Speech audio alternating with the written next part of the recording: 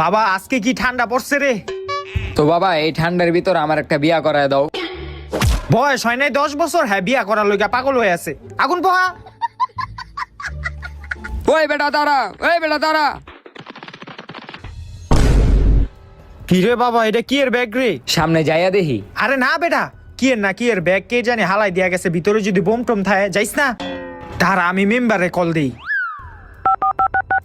Hello member সাহেব, আরে তাড়াতাড়ি আমার বাসায় আন, কেডা জানে আমার বাসায় বোম ফালাই দিয়া গেছে।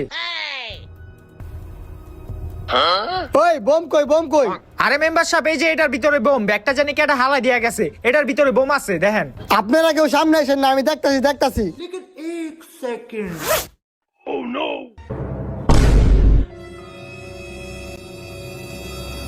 এই মেম্বার সাহেব কই যান, বোম তো ফাইটে যাইবো গা।